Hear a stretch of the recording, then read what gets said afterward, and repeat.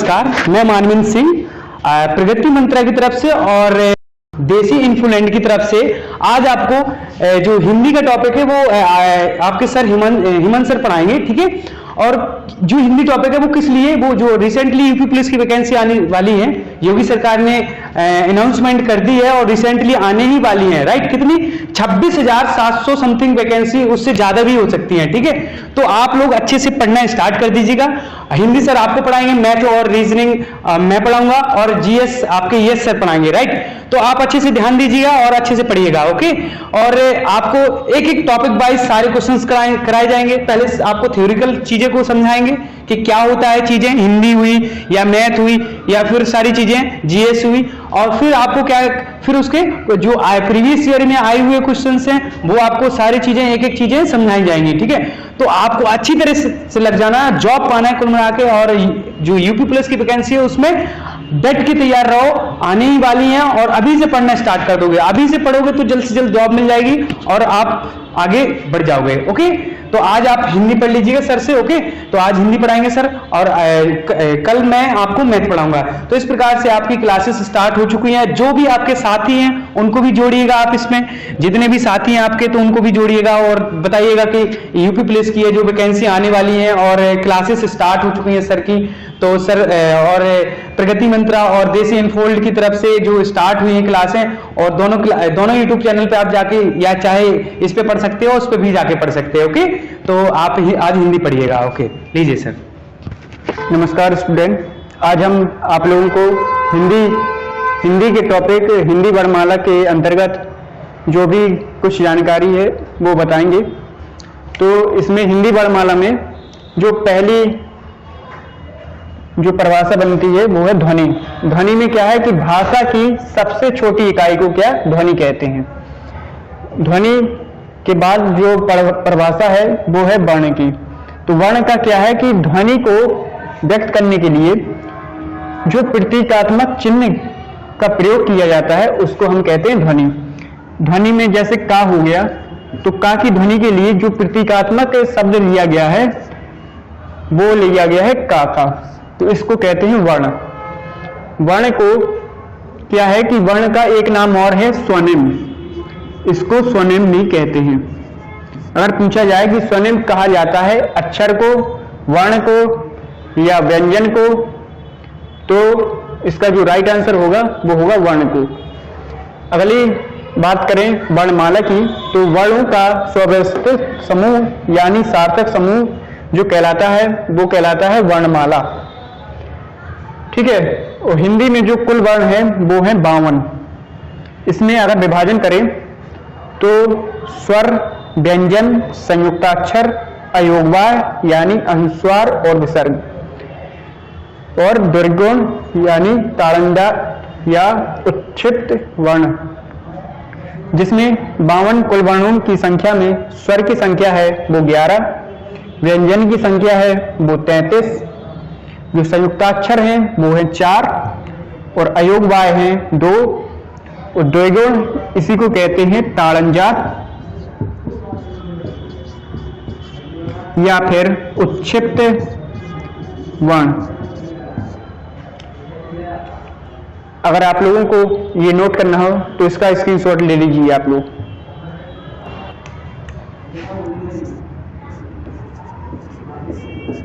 स्वर कितने हैं? 11। तो स्वर में क्या है कि ऐसे वर्ण जिनका उच्चारण बिना किसी रुकावट के, यानी जिनका उच्चारण क्या है कि बिना किसी अवरोध के हो, उन्हें क्या कहेंगे? उन्हें कहेंगे स्वर। इनको अक्षर भी कहा जाता है, स्वर को अक्षर भी कहते हैं। अक्षर में क्या है कि ऐसे वर्ण जिनका क्षरण ना हो सके उन्हें अक्षर कहते हैं, कि जिनका क्षरण ना हो वो क्या कहलाते हैं? वो कहलाते हैं अपने अक्षर। अब इनके प्रकार की करें स्वर की, तो पहला रूप है कि जिह्वा के आधार पे स्वर वर्ण कितने होते हैं? जिह्वा के आधार पर। तो जिह्वा के आधार पे जो स्वर वर्ण होंगे वो होंगे 3 प्रकार के: अग्रस्वर, मध्य स्वर और पश्च स्वर। मध्य स्वर में जो वर्ण है वो है आ,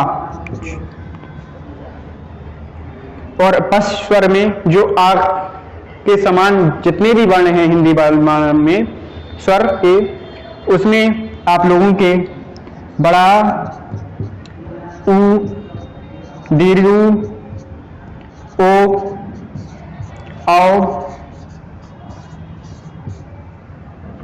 आ जाएंगे। अग्रस्वर में जो शेष बचे हैं वो सभी अग्रस्वर में आ जाएंगे। इसमें छोटी, दीर्घ, ए आए। तो देखेंगे कि 11 होंगे 11। अब दूसरा जो प्रकार बनता है वो बनता है कि उच्चारण के आधार, उच्चारण की मात्रा के आधार पर स्वर वर्णों के प्रकार।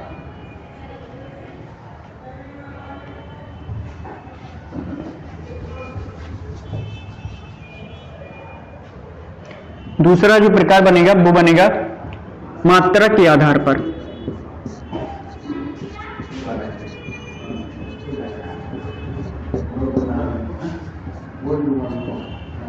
ये भी आप लोगों के 3 प्रकार के हो जाएंगे। पहला हो जाएगा ह्रस्व स्वर, दूसरा है दीर्घ स्वर और तीसरा है प्लुत स्वर। ह्रस्व स्वर क्या है कि ऐसे स्वर वर्ण जिसके उच्चारण में कम समय लगता है उसे ह्रस्व स्वर कहते हैं। और दीर्घ स्वर ऐसे स्वर वर्ण जिनके उच्चारण में ह्रस्व स्वर की अपेक्षा ज्यादा समय लगे उसे दीर्घ स्वर कहा जाता है।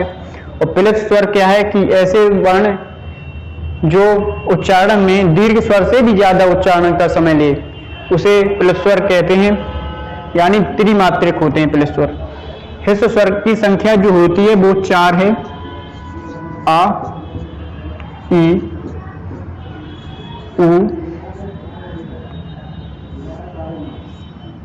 ऐ।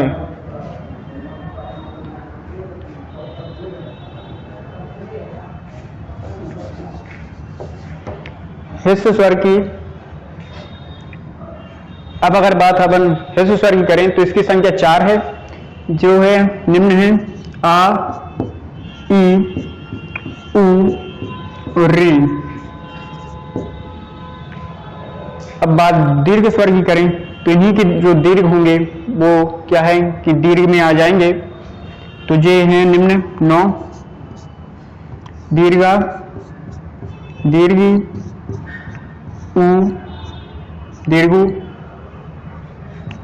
ए, आए, ओ, आओ और दीर्घ।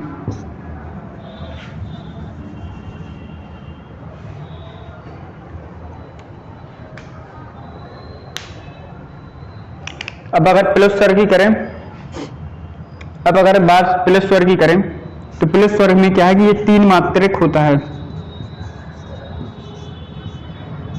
एग्जाम्पल में देखें तो ये होंगे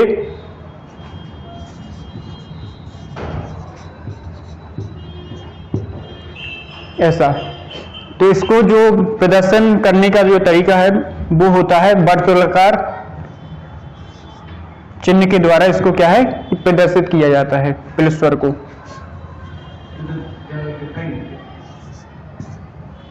क्या नहीं तो यहां पर ना,